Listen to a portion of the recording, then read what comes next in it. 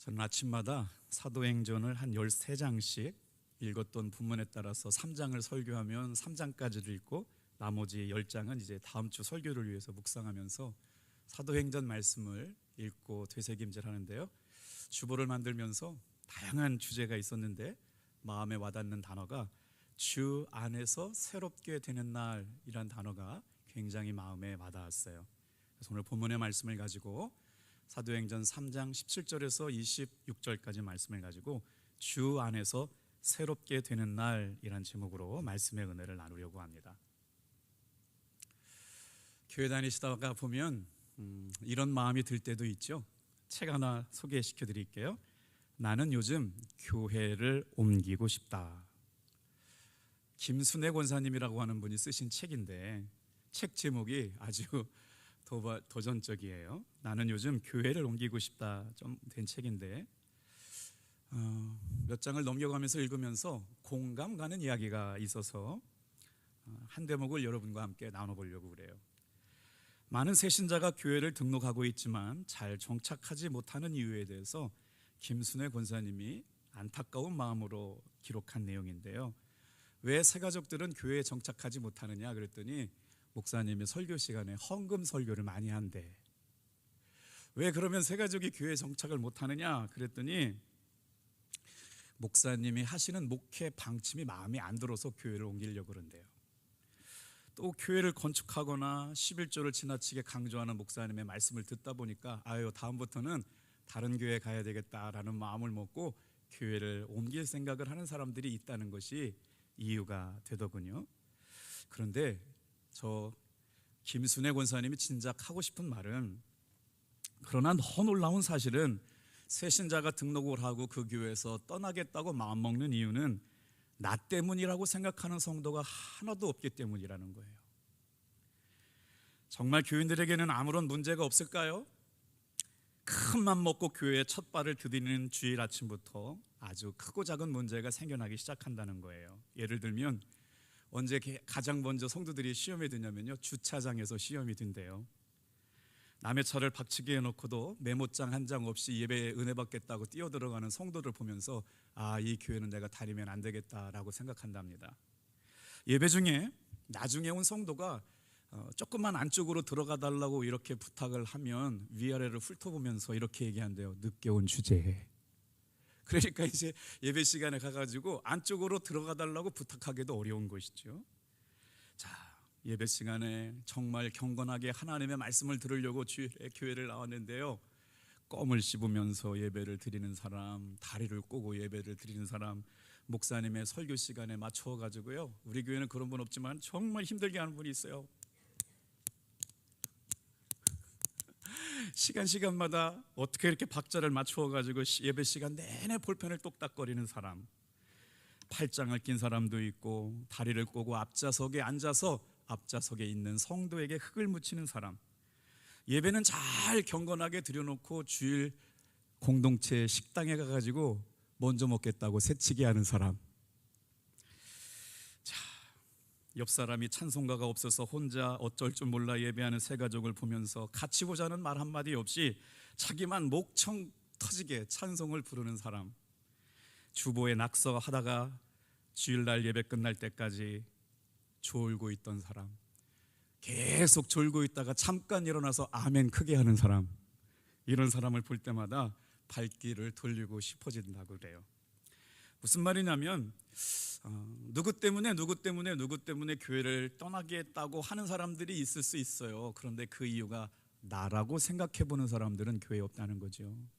오늘 우리 가정의 달을 맞이해서 탑동교회 안에 혼자 밥 먹는 분이나 혼자 외롭게 예배드리는 사람이 없도록 살피시고 사랑과 선행으로 격려하며 돌아보실 수 있는 여러분 은혜로운 한 달 되기를 주님의 이름으로 축복합니다.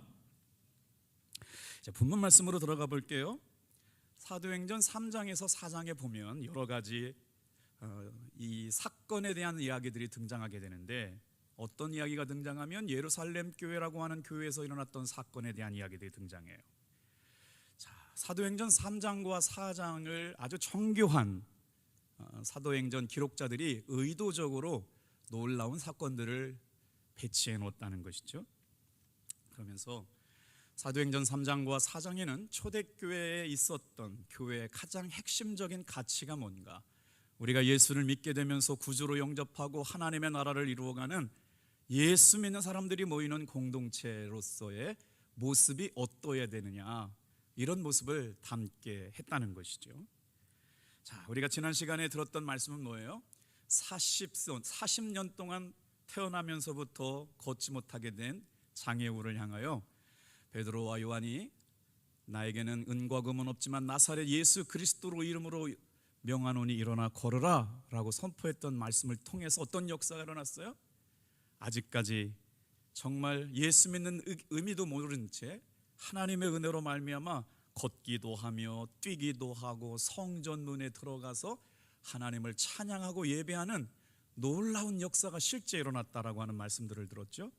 그때 그가 앉아 있었던 성전에 문이 있었는데 뷰티풀 게이트라고 해서 미문, 아름다운 문에 평생 40년 동안 앉아 있었지만 예수님의 이름으로 그를 고쳐주었던 사도들을 만나기 전까지는 그 문은 구걸하는 문이었어요.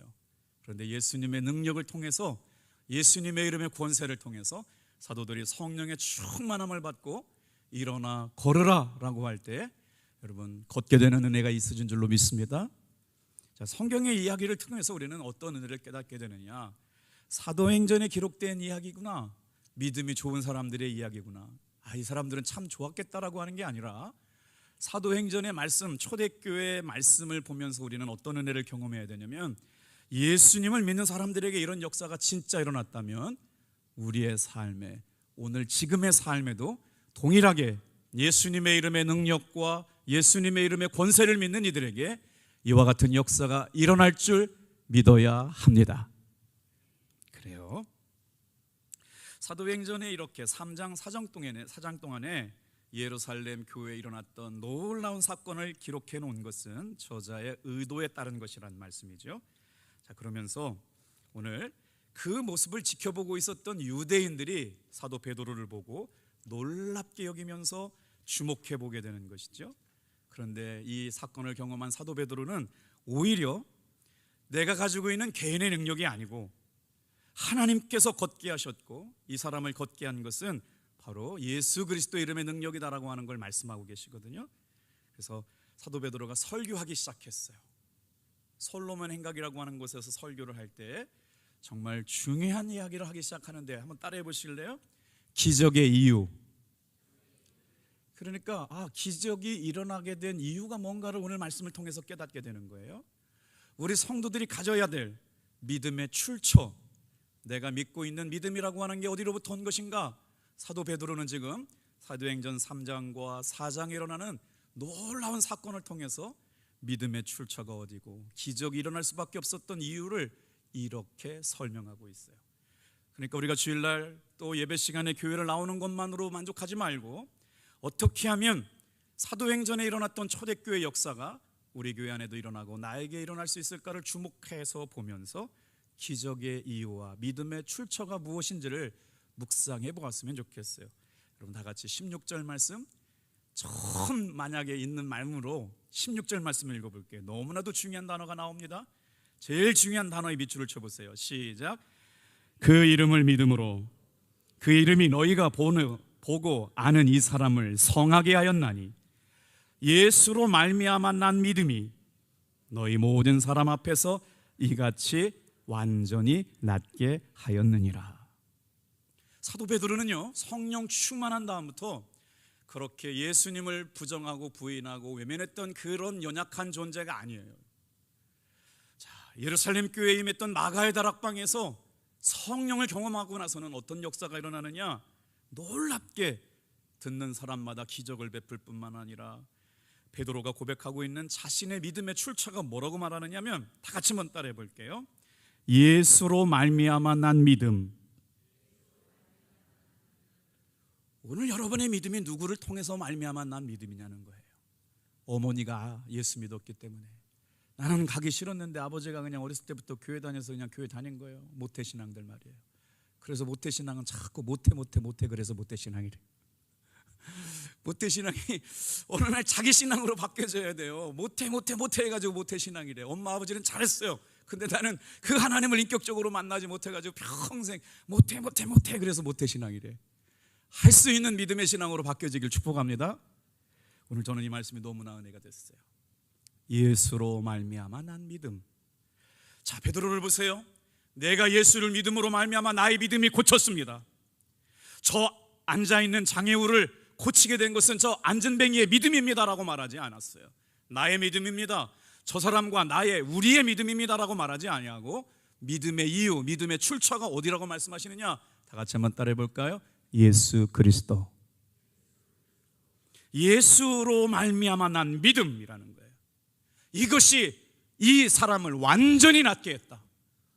여러분 있잖아요, 말씀을 준비할 때 제가 목소리를 크게 하려고 할 때는요, 제가 하는 게 아니고요, 말씀이 믿어질 때 그렇게 나타나는 거예요. 아, 그렇구나. 병고침의 역사, 기적의 역사, 치유의 역사가 언제 일어나느냐? 예수 그리스도를 믿는 믿음 안에서 일어나는 것인 줄로 믿습니다. 완전히 낫게 하는 역사가 어떻게 나타났어요? 너희 모든 사람 앞에서 이같이 완전히 낫게 하였느니라. 어떤 이유 때문에? 따라해 볼까요? 예수로 말미암아 난 믿음. 믿음의 출처가 자기 자신이 아니라고 고백하고 있죠.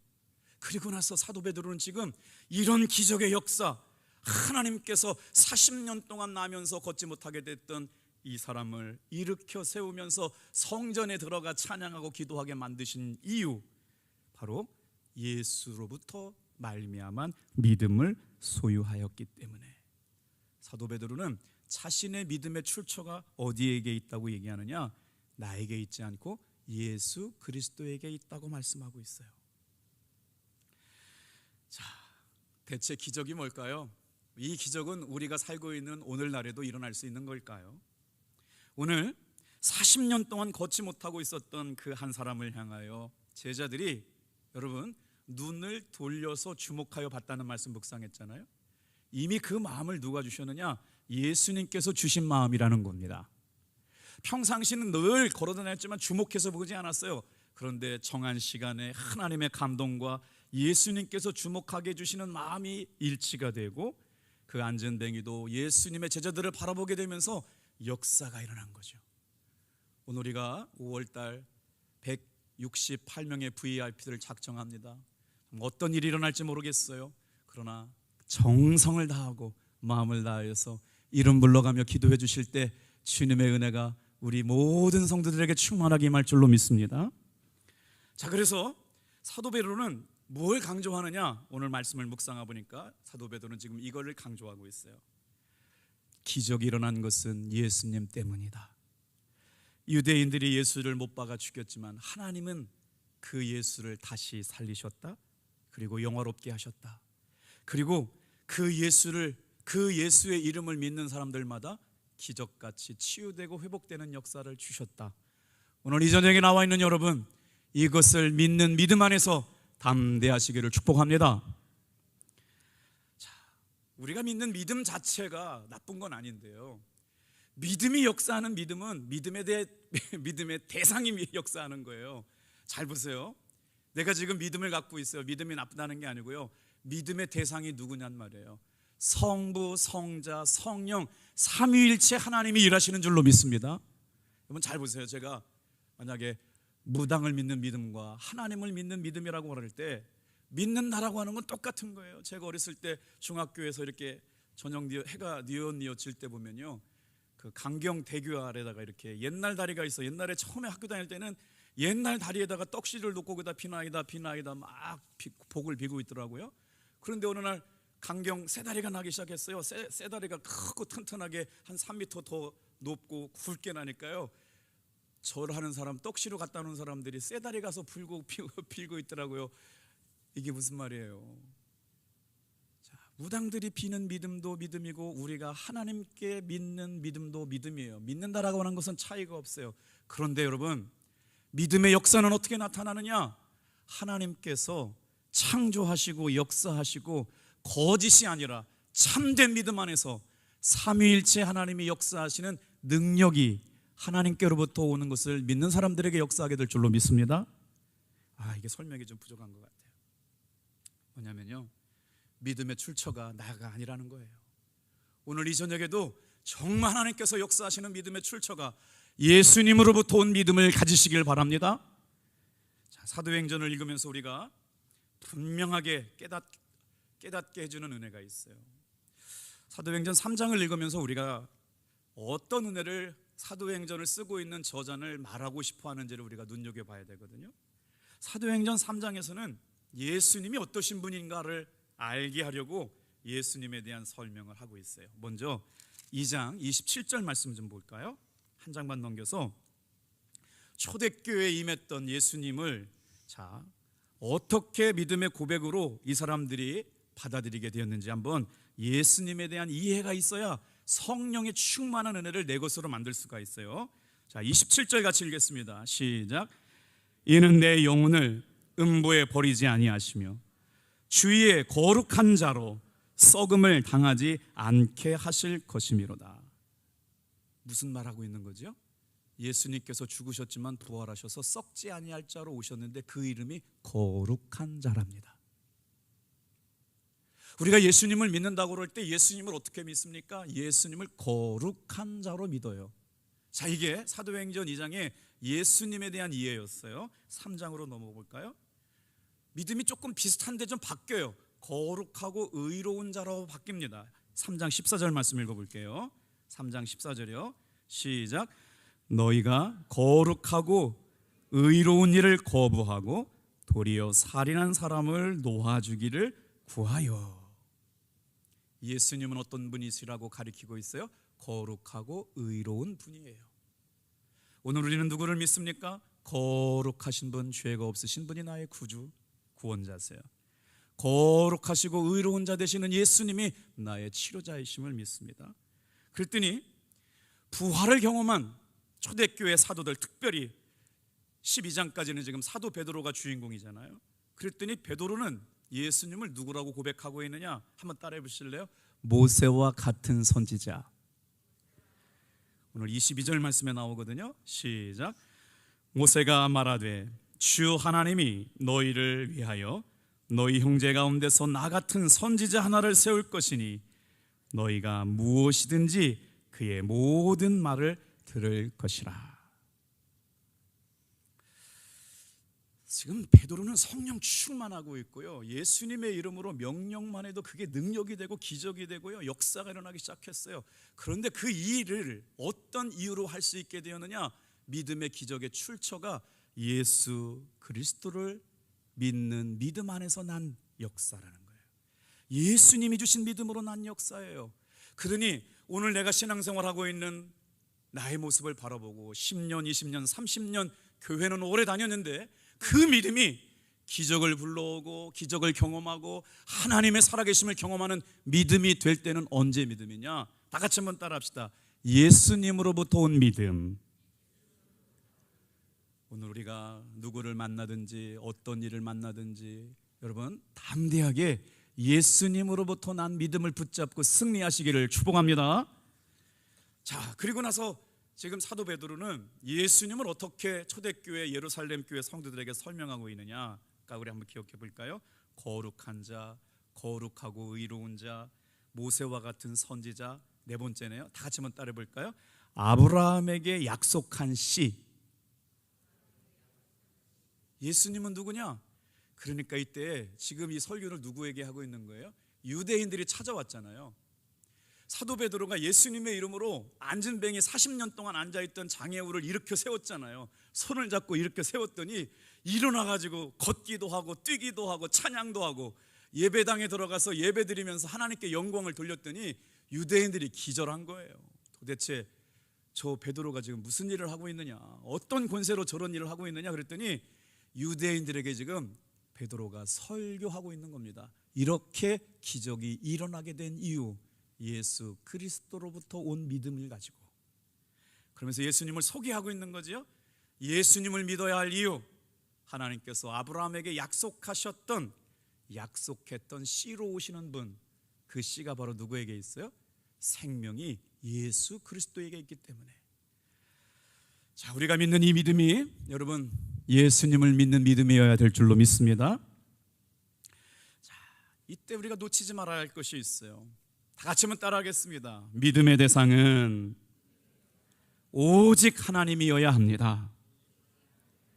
천지를 창조하신 성부 하나님, 우리를 구원하시기 위해 오셔서 독생자이신 성자 예수님, 때를 따라서 위로하시고 돕는 분으로 오시는 성령 하나님, 삼위일체 하나님을 우리가 사랑할 때 그때 믿음의 역사가 나타나는 거예요. 우리의 믿음도 굉장히 중요하지만 내 믿음이 중요한 게 아니라 어떤 분이요? 믿음의 대상이신 하나님을 믿을 때 역사가 일어나는 거예요. 그 역사를 이루실 수 있는 하나님을 바라보고 믿게 되기를 축복합니다. 이게 하나님을 믿는 바로 하는 믿음이라고요. 예수님께서 동일한 말씀을 하셨어요. 요한복음 15장 16절이거든요. 같이 한번 읽어볼게요. 시작. 너희가 나를 택한 것이 아니요 내가 너희를 택하여 세웠나니 이는 너희로 가서 열매를 맺게 하고 또 너희 열매가 항상 있게 하여 내 이름으로 아버지께 무엇을 구하든지 다 받게 하려 함이라. 하나님께서 누군가를 선택하셨어요. 그렇기 때문에 이 자리에 나와 있는 성도들이 예수 믿게 되셨네요. 그런데 믿는다라고 하는 것을 제가 한번 설명을 해드려 볼게요. 자, 이 시간엔 다 예수 믿는 분들이 나와 계시잖아요. 내가 예수를 믿는다고 그럴 때 전능하신 하나님께서 시간과 공간을 초월해서 내 삶에 찾아오신 사건이 믿음의 사건이에요. 할렐루야. 연약하죠. 부족하죠. 울 수밖에 없죠. 저희 처형님이 60도 안 되셨는데 어느 날 갑자기 감기가 걸린 줄 알았어요. 그래서 기침이 나오니까 병원에 간 거예요. 근데 뭔 병원을 다 다녀도 감기가 낫지 않아요. 그래서 정밀 검사를 해봤더니 암 진단을 받았어요. 그래서 2년 정도는 살 수 있다고 의사 선생님 말씀하셨는데 1년 6개월도 안 되셔가지고 천국 가셨거든요. 그래서 어제 2년째 기일이 돼서 가족들과 함께 예배를 드리고 있는데요. 동두천이라고 하는 하늘한 공원에 갔다 왔는데 이게 웬일이에요. 1살짜리, 3살짜리 신혼부부, 교회에서 운영하는 공원 미원이었거든요. 그러면서 갔다 오면서 이렇게 생각이 됐어요. 야, 살아있는 것 자체가 기적이구나. 하루를 사는 게 기적이구나. 하루하루 사랑하며 감사하며 기뻐하며 오늘도 최선을 다해서 여러분 사랑하며 섬기며 기뻐하며 감사하며 살기를 주님의 이름으로 축복합니다. 그래요. 하나님께서 우리가 예수를 믿는 사건을 통해서 어떻게 역사하시느냐? 내가 살아가는 시간, 내가 살아가고 있는 공간에 하나님의 능력으로 찾아오셨어요. 주님을 믿는 믿음 안에서 우리의 삶에 개입하시기 시작했어요. 이제 그 주님이 나를 다스리시고 인도하여 가시고 믿음의 기도대로 우리를 존귀하고 아름답게 사용하실 것을 기대하며 그렇다고 두려워하지 않았으면 좋겠어요. 다 같이 한번 따라합시다. 너희가 나를 택한 것이 아니요 내가 너희를 택하여 세웠나니. 오늘 이 저녁 때요 정말 하루 동안 열심히 사셨잖아요. 그런데 내가 교회 오고 싶어서 온 게 아니고요 주님께서 부르셨다고요. 할렐루야. 오늘도 저와 여러분이 힘을 내고 다시 한번 기뻐할 수 있는 이유가 뭘까요? 하나님께서 나를 선택하셨고 나를 구원하셨기에 오늘 마지막 호흡이 끝나는 순간까지 주님께서 지키시고 보호하시고 책임져 주실 줄로 믿습니다. 그래서 너희로 가서 열매를 맺게 하고 너희 열매가 항상 있게 하여, 다 같이 한번 따라해 볼까요? 내 이름으로 아버지께 무엇을 구하든지 다 받게 하려 함이라. 한 목사님께서 목회를 하시는 동안 신촌 성결교회 담임하시는 목사님이 쓴 칼럼을 한번 읽었는데요. 이정희 목사님이라고 누구나 다 존경하는 목사님이신데 칼럼을 이렇게 쓰셨더라고요. 목회하는 동안에 성도님들이 교회를 짓자, 비전센터를 짓자, 교육관을 짓자 그러면 힘듭니다. 목사님 안 됩니다. 땅값이 너무 비싸고 건축비가 너무 비쌉니다. 자꾸 그러시더래요. 그래서 내 평생에는 교회 비전센터나 교육관이나 사회선교센터 못 짓겠다고 말씀을 생각하시고 그냥 목회를 하셨대요. 그런데 어느 날 하나님께서 분위기를 다 바꿔놓으셔가지고 합시다 그래가지고 되게 되셨대요. 그런데 그게 그 다음 단어가 굉장히 중요해요. 성령 안에서 같은 말, 같은 마음, 같은 뜻으로 연합하게 될 때 주가 일하셨다. 할렐루야. 왜냐면요, 주님의 일이 하시는 거죠. 우리가 해봐야 뭘 할 수 있겠어요. 주님께서 마음도 주시고 물질도 주시고 사람도 주시고 환경을 열어주셔야 되기 때문에 기도하시기를 주님의 이름으로 바랍니다. 어제 봉헌 예배가 있었어요. 교육관을 봉헌하는데 교인이 몇 명 없는 교회에서 정말 고구마도 팔고 막 법정 다툼을 하면서 교육관을 3억을 들여서 봉헌 예배를 드렸어요. 봉생교회가.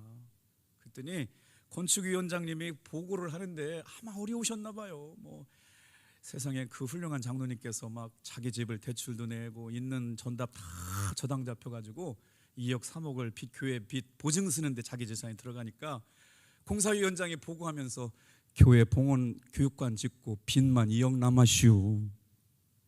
그러니까 갑자기 분위기가 싸해진 거예요. 그러니 여러분, 해석이 중요해요. 그 다음에 나오신 목사님 한 분이 그렇더라고요. 장로님, 그렇게 힘드시게 건축하고 빚만 남으셨군요. 축하드립니다. 빛의 자녀가 되신 것을. 맞잖아요. 내가 갚으려고 그러면 힘든 거지만 하나님의 빛의 자녀가 되어서 하나님의 마음에 감동되고 뜻이 감동되면 사람이 할 수 없는 것을 하나님이 하실 줄로 믿습니다. 그 교회가 그 큰 역사를 이룬 걸 보니까요, 또한 도전이 되고 믿음이 되더라고요. 신앙생활이 뭐라고요? 창조주 하나님께서 연약하되 연약한데 시간 안에 들어오신 사건이에요. 위대하신 창조주 하나님께서 내가 살아가고 있는 공간 안에 들어오신 사건, 그걸 믿는 걸 믿음 생활이라고 그러죠. 주님을 믿는 그 믿음 안에서 우리의 신앙생활이 여러분 사도행전적인 믿음으로 나아가시길 바랍니다. 다 같이 한번 따라하겠습니다. 예수로 말미암아 난 믿음이 너희 모든 사람 앞에서 이같이 완전히 낫게 하셨느니라. 내가 선택한 것이 아니고 하나님께서 선택하셨다는 말씀이에요. 하나님께서 먼저 나를 선택하셨기에 내가 오늘 이 자리에 있게 되고 오늘 이곳에서 신앙생활을 할 수 있게 되었다는 것이죠. 수많은 교회가 있어요. 그런데 어떻게 탑동교회에서 신앙생활 하시게 되셨어요? 주님께서 택하시고 불러주셨기 때문입니다.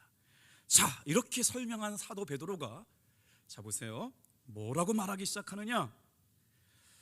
이렇게 하신 일은, 기적은 예수님께서 하신 일이고 예수님 때문에 일어난 일이고, 유대인들을 예수를 못 받게 하신 것은 하나님께서 예수님을 살려내시기 위하여 하나님이 하신 일이기 때문에 오직 예수의 이름을 믿음으로 말미암아 살아라 라고 지금 사도 베드로가 설교하고 있는데 말이에요.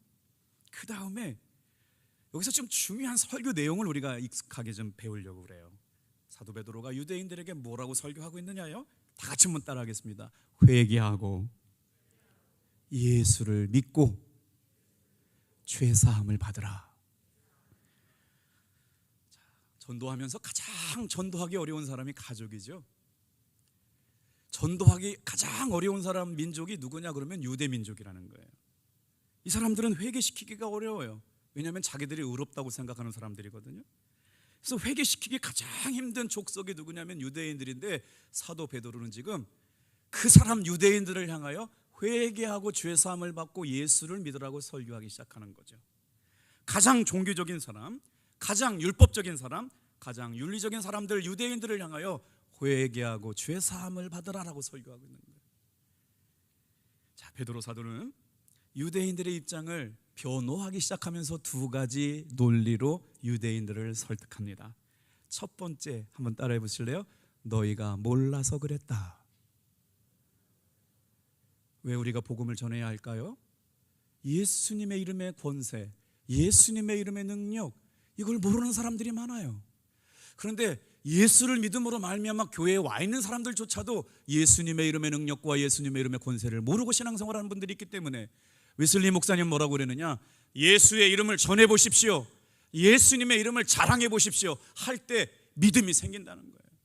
여러분, 5월 한 달 동안 담대하게 예수의 이름을 높이시기를 축복합니다.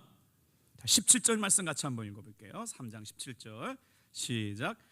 형제들아, 너희가 알지 못하여서 그리하였으며 너희 관리들도 그리한 줄 아노라.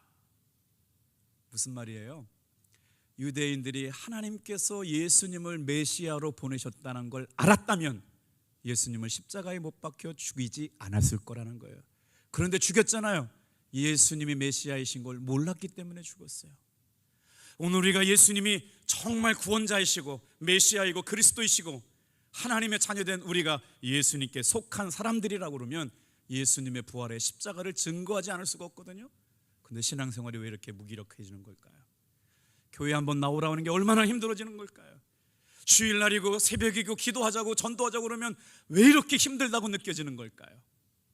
오늘 여러분, 우리가 사도행전적인 신앙을 가지고 다시 한번 영적으로 새로워지는 시간 되기를 축복합니다.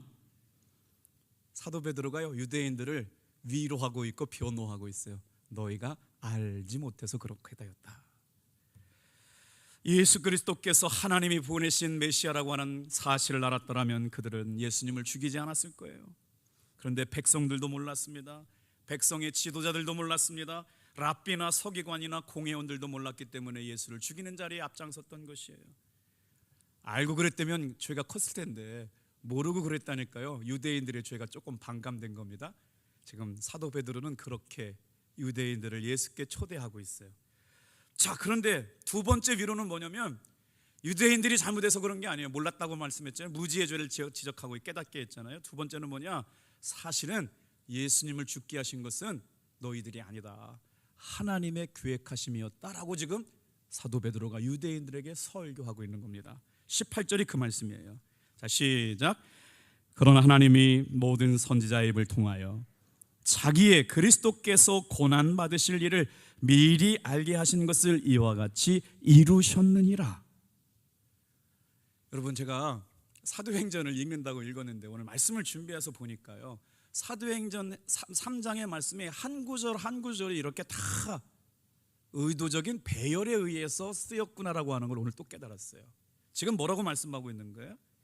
하나님께서 예수님을 누구라고 얘기하느냐면 모세와 같은 한 선지자로 오시게 될 걸 베드로가 얘기하고 있잖아요. 그 다음부터 내용은 나온 모양은 자기의 그리스도께서 고난받으신 일들을 미리 구약의 선지자들을 통하여 예언하신 사건이 이루어졌다는 내용들이에요. 자, 그러면 유대인들은 예수님이 구세주이고 메시아인 건 몰라서 죽였고, 그렇게 예수님께서 십자가에 죽게 만드신 건 누구냐? 하나님의 구속사적인 이유 때문에 그랬다라고 하는 것이죠. 그러면서 베드로는 자신을 놀랍게 여기면서 바라보고 있는 유대인들을 향하여 기적을 일으키는 힘이 어디로부터 왔느냐를 강조하고 있습니다. 여러분, 우리가 전도하는 것은 숫자 불리기가 아닙니다. 헌금 많이 하는 헌금 불리기가 아닙니다.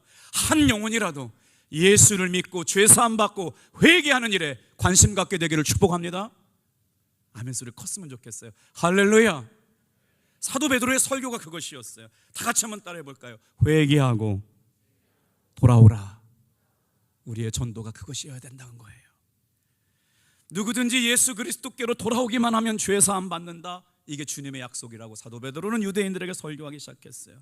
자, 그렇다면 주님께로 돌아오면 예수님께서는 왜 그들을 죄를 사해 주시고 용서함 받게 하실 이유가 뭘까요? 유대인들이 모르고 그리스도를 죽였다고 해서 죄가 없는 것은 아닙니다. 하나님이 정하신 계획이라고 해서 예수를 믿지 않는다고 죄가 없는 건 아니기 때문에 명백한 죄는 다 같이 한번 따라해 볼까요? 회개하고 죄사함을 받아야 하기 때문이에요. 19절 같이 한번 읽어볼게요. 사도 베드로가 설교하고 있는 내용, 우리가 전도를 할 때 믿지 않는 사람에게 교회 한번 와봐라, 예쁜 여자 있다, 결혼할 수 있다, 부자가 될 수 있다, 교회 밥이 맛있다, 이거는 정말 좋은 도구가 되지만 복음이 아닙니다. 우리의 복음의 원색적인 내용은 회개하고 예수를 믿으라고 담대하게 본래적인 복음을 전하시기를 주님의 이름으로 축복합니다.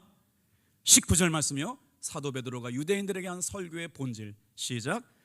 그러므로 너희가 회개하고 돌이켜 너희 죄 없이 함을 받으라.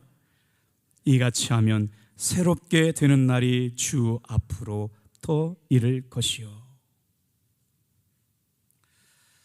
자, 이제 이 말씀을 해석하고 말씀을 마칠게요. 회개하고 돌이켜라. 그러면 죄 없이 함을 받게 될 것이다. 회개라는 말은 메타노에오라고 하는 말이에요.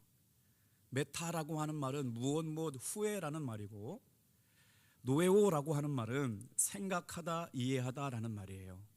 메타노에오라는 말은 죄를 짓고 나서야 자기의 죄가 무엇인지 깨닫게 되었다는 말입니다. 그래서 돌이키게 될 때 주님께서 용서해 주신다는 말이거든요. 그러니까 우리가 복음을 전할 때 마찬가지입니다. 교회만 오는 게 중요한 게 아니에요. 우리 주 예수 그리스도의 복음의 능력, 예수님의 이름의 권세, 회개하고 죄사함을 받으라고 외치시길 바랍니다. 제가 강원랜드에서 전도를 할 때 많은 사람들과 같이 했는데요, 전도를 정말 처음 해보는 사람들은 제가 아름다운 신문을 만들었는데, 신문 읽어보세요. 과자 봉지를 사탕, 그 사람들이 에너지를 많이 쓰니까 뇌 에너지 작동을 도우라고 사탕을 나눠주면 안 받아가는 사람이 없어요. 사탕 받으세요. 내려올 때 저는 복음을 전한 게 아니라 사탕을 전한 거예요. 어떨 때는 막 볼펜을 나눠주거든요. 볼펜 믿으세요 그러고 돌아오는 거예요. 그런데 제가 경험했던 진짜 돌이킴의 역사는 회개하세요. 예수님은 당신을 포기하지 않습니다. 당신 힘 갖고 도박 못 긋습니다. 예수님 믿으세요. 원색적인 복음이 선포될 때 그들의 영혼이 회개하고 눈물로 주님께 돌아오는 걸 수도 없이 경험했습니다. 오늘 이 시간에도 여러분, 회개하고 돌이키라고 본래적인 복음, 원색적인 복음이 선포되기를 축복합니다. 19절, 여러분 놀랍게도 사도 바울은 지금 성령 충만한 가운데 이렇게 유대인들을 향하여 설교하고 있네요. 전도하고 있네요. 다시 한번 읽어볼게요. 시작. 그러므로 너희가 회개하고 돌이켜 너희 죄 없이 함을 받아라. 이거와 같이 하면 새롭게 되는 날이 주 앞으로부터 이를 것이요. 베드로 사도는 지금 회개하고 돌이키라고 하는 명령으로, 돌이키라, 회심해라, 방향을 전환해라, 방향을 바꾸되 위를 바라보라는 거예요. 하나님을 향하여 방향을 바꾸라고 하는 것, 이게 참 회개입니다. 방향 전환은 일생에 한 번 일어나는 것이에요. 하나님을 등지고 살다가 하나님을 바라보는 삶으로 바뀌어지는 역사가 바로 회심이거든요. 그리스도를 거부하고 살다가 예수와 상관없이 사는 사람들이 예수께로 돌아오는 사건이 회심 사건인데, 우리가 여기서 좀 정리하고 가야 될 단어가 있어요. 회심과 회개입니다. 신학자들은 회심을 방향 전환이라고 얘기해요. 회심은 일생에 한 번 일어나는 거예요. 예수 없이 살아간 사람이, 복음 없이 살아가는 사람이 예수님께로 돌아오게 되는 방향 전환을 얘기할 때는 회심입니다. 그런데 회개하고 어떻게 살아가요? 그리스도인들의 죄 사함 받고 구원받는데도 늘 죄악 가운데 있을 때 하는 일상의 회개는 매일의 죄를 회개하는 것이기 때문에, 오늘 회개하고 죄 사함 받은 사람들은, 돌이켜서 회심한 사람들은 일생의 방향 전환이 일어났지만 회개는 수시로 하는 것임을 믿게 되기를 바랍니다. 왜냐하면요, 죄를 사해 주시는 권세가 사람에게는 없어요.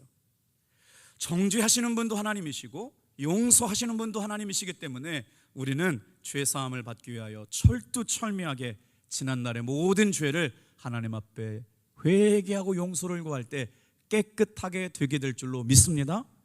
그래서 유대인들에게 향하여 하나님께서 회개하면 모든 죄를 깨끗하게 하시겠다고 말씀하시는 것이죠. 자, 사도 베드로는 성령의 충만함을 갖고 돌이켜서 죄 사함을 받으라고 설교하면서 회개하고 돌이킬 때 중요한 이야기를 말씀하고 있어요. 오늘 사실은 이 말씀을 하고 마치려고 여기까지 왔네요. 다 같이 한번 따라합시다. 새롭게 되는 날을 허락하셨다. 자, 19절 말씀 같이 한번 읽어볼게요. 자, 19절 새롭게 되는 날, 거기부터 읽을게요. 시작. 국어 좀 한번 해볼까요? 새롭게 되는 날이 되려면 어떻게 해야 돼요? 회개하고 죄 사함을 받은 사람이 새롭게 되는 거예요. 아멘이죠. 복음의 순서가 이래요. 교회를 다니라고 하는 게 복음이 아니에요. 예수를 믿으라고 하는 게 복음인데, 예수를 믿고 죄 사함을 받은 사람에게 새롭게 되는 날이 역사가 일어나는데, 오늘 우리가 갈망해야 될 사도행전을 묵상하는 성도들에게 주시는 은혜가 바로 뭐냐? 날마다 예수님 안에서 새롭게 되는 은혜가 일어나게 될 줄로 믿습니다.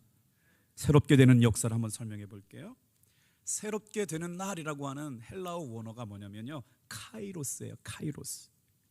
삼위일체 하나님께서 회개하고 죄사함을 믿고 따르는 사람들에게 결정적으로 역사하시는 시간이요. 예수를 믿게 되는 결정적인 역사의 순간. 이상하죠? 교회를 오고 싶은 마음이 생겨나는 거예요. 교회에 등록하고 싶은 사람 마음이 생각나는 거예요. 왠지 교회에 가고 싶은 마음이 생각나는 거예요. 우리 예배 시간마다 그런 역사가 일어나기를 주님의 이름으로 축복합니다. 그래서 하나님에 의해서 주어지는 은혜의 시간이 새롭게 되는 날, 카이로스의 날이에요. 베드로는 욕망의 길, 죽음의 길을 돌이켜서 예수 그리스도 안에 있는 사람들에게 반드시, 다 같이 한번 따라해 볼게요. 새롭게 되는 날을 주시리라. 이 새롭게 된다는 말이 너무 은혜로워가지고요, 말씀을 묵상해 봤더니요, 이런 단어의 뜻이 있어요. 호흡을 새롭게 한다. 놀랍죠? 예수님의 이름을 믿음으로 말미암아 자기의 죄가 사해진 사람은 그 다음 날부터 호흡이 달라져요. 호흡이 새로워진대요. 설명이 너무 어려워서요, 영어 성경을 봤더니요, refresh라고 써 있어요. 무슨 말이냐면요, 상쾌하게 된대요. 놀라운 번역이 아닐 수가 없어요. 신선하게 된대요. 원기를 회복하게 된대요. 새롭게 되는 날이 저와 여러분에게 예수님 안에서 이르게 될 줄로 믿습니다. 아멘이잖아요. 얼마나 재미있는 표현이에요. 예수님께서 어떻게 역사해요? 내 삶을 유쾌하게 만든대요. 이런 단어가 다 있어요. 번역본로 다 있어요. 유쾌하게 만들다, 새롭게 하신다, 상쾌하게 하신다, 신선하게 하신다, 원기를 회복하게 하게 된다. 보약 안 먹어도 되겠네. 예수님 안에서 여러분 리프레시 하시고 상쾌하게 하시고 새롭게 하시는 애, 죄 사함을 받고 예수님 안에 있는 사람들에게 주어지는 은혜인 줄로 믿습니다. 자, 우리 인생 가운데 왜 복음을 전해야 할까요? 예수 믿지 않은 사람들이 바로 회개하고 돌이키게 되는 날, 새롭게 하시는 가장 좋은 날, 그날이 여러분 놀라운 주님 만나는 날 되기를 바랍니다. 그래서 사도 베드로가 유대인들에게 25절을 말하고 있는 거예요. 또 한번 읽어보겠습니다. 자, 시작. 너희는 선지자들의 자손이요 또 하나님이 너희 초상과 더불어 세우신 언약의 자손이라. 아브라함에게 이르기를 땅 위의 모든 족속이 너의 씨로 말미암아 복을 받으리라 하셨으니. 예수님을 믿어야 할 이유가 누구냐? 유대인들에게 아브라함의 씨로 오시는 분이 누구냐? 예수 그리스도라는 거예요. 유대인들은 너희가 누구냐? 선지자들의 자손이라고 하는 거예요. 언약의 백성이라고 하는 거예요. 그러니 선지자들의 자손이고 언약의 백성인 너희는 누구를 믿어야 되느냐? 아브라함의 씨로 오신 구원자 예수를 믿을 때 새롭게 될 수 있다. 이 말씀은 오늘 우리에게도 예수를 믿고 회개하고 죄 사함을 받게 되는 은혜 가운데 여러분 새로운 은혜를 허락하여 주실 줄로 믿습니다. 자, 어떤 은혜요? 다 같이 한번 따라하겠습니다. 이 땅에서의 새로운 인생이 시작됩니다. 예수님을 믿는 은혜를 통해서 우리에게 이 땅에서 어떤 삶을 약속하셨느냐? 우리 26절 말씀 읽을게요. 시작. 하나님이 그 종 세워 복 주시려고 너희에게 먼저 보내사 너희로 하여금 돌이켜 각각 그 악함을 버리게 하셨느니라. 하나님의 자녀로서의 새로운 출발, 새로운 삶, 새로운 날이 열리게 된다는 것이에요. 자, 이렇게 되면 어떤 역사가 일어날까요? 신분이 바뀝니다. 내 안에 정죄가 사라집니다. 하나님께서 경건한 자, 의로운 자로 인정해 주십니다. 하나님의 자녀가 됩니다. 천국의 상속자가 됩니다. 내 삶의 영적 변화가 일어날 줄로 믿습니다. 죄를 미워하게 되고 예수 믿는 진짜 그리스도인으로 바뀌어지게 된 것이죠. 다 같이 한번 따라해 볼게요. 이때 세상을 이길 힘이 생깁니다. 아브라함의 축복의 통로가 됩니다. 영혼의 자손의 물질에 하나님의 자녀다운 삶이 회복됩니다. 그래서 내가 오늘도 결단해야 될 것은 예수 그리스도 안에 있는 사람이 되어야겠다는 것이죠. 이게 바로 새로운 날에 허락하신 새로운 인생들에게 주어지는 약속, 새로운 인생들이 시작된다고 말씀하셨는데, 이 삶은 이 땅에서는 날마다 예수님 안에서 새롭게 함을 경험하지만 이 삶은 영원한 새로운 삶을 약속해 주셨어요. 20절 21절 읽고 마칠게요. 시작. 또 주께서 너희를 위하여 예정하신 그리스도 곧 예수를 보내시리니 하나님이 영원 전부터 거룩한 선지자들의 입을 통하여 말씀하신 바 만물을 회복하실 때까지는 하늘이 마땅히 그를 받아들이라. 그 다음에 누가 나오는 거예요? 22절에 보세요. 모세가 예언한 사람이 있다는 거죠. 그 다음에 누가 나와요? 23절에 선지자들이 예언했던 말씀이 있다는 거예요. 24절에 사무엘 때부터 예언의 말씀이 있었어요. 누가 오신다는 거예요? 그가 오시리라. 구원자가 오시리라. 그가 누구이냐? 예수 그리스도이시다. 선지자들이 옛날부터 예정하신 예수를 보내신다는 말씀이 이루어졌는데 그 이름의 능력이 누구냐? 예수 그리스도이다. 오늘도 저와 여러분들이 예수님의 이름의 생명, 예수님의 이름의 권능, 예수님의 이름의 권세를 붙잡고 오늘도 새롭게 되는 놀라운 삶으로 승리하시기를 축복합니다. 기도하겠어요. 주님 다시 오실 때까지 오늘이 아무리 어렵고 힘들더라도 견디게 하시고 오늘 내 인생을 새롭게 하실 뿐만 아니라 영원한 미래의 삶도 새롭게 하실 은혜 가운데 새로운 날들을 경험하게 도와주시옵소서. 예수님의 이름으로 기도합니다.